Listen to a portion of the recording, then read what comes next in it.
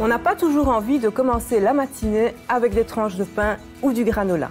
C'est pour cette raison qu'aujourd'hui, je vais vous proposer une recette de crêpes aux bananes qui saura épater vos enfants et de plus, cette recette est hyper facile.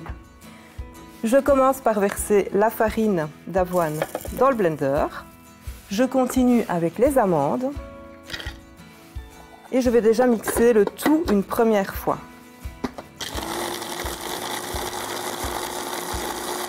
Ensuite, je vais prendre les bananes et je vais les mixer avec la poudre. Utilisez des bananes bien mûres, ça va sucrer naturellement vos crêpes. Je vais remixer le mélange.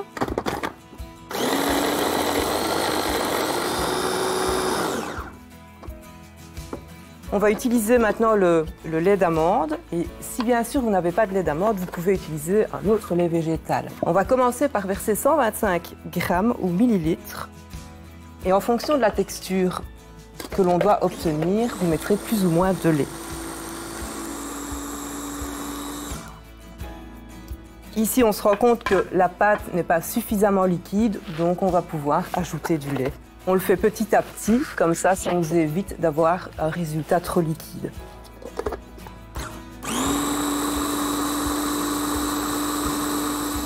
On ajoute de l'extrait de vanille, mais ça reste facultatif. On pourrait également ajouter de la cannelle.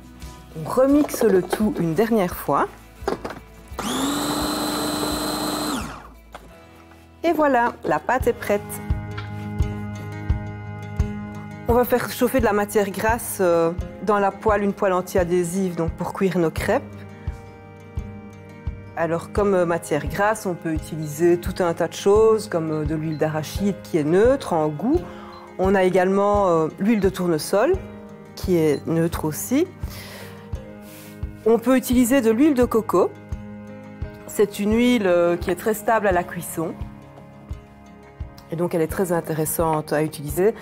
On va faire chauffer la poêle à feu moyen, de sorte à avoir une poêle pas trop chaude, mais il faut qu'elle soit quand même un petit peu chaude, hein, sinon les crêpes ne vont pas se saisir dans l'huile. On va essayer de lui donner évidemment une forme plus ou moins ronde. Ce n'est pas facile parce que la pâte est épaisse. Et on va cuire la pâte de sorte à ce qu'elle colore un tout petit peu. Je vais prendre une assiette, ce sera plus facile pour retourner la crêpe.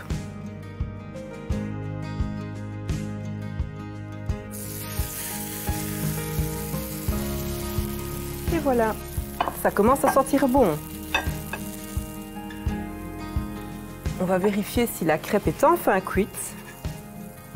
Donc on va pouvoir la mettre sur une assiette. Et enfin déguster notre petite préparation. Donc je vous souhaite un bon appétit!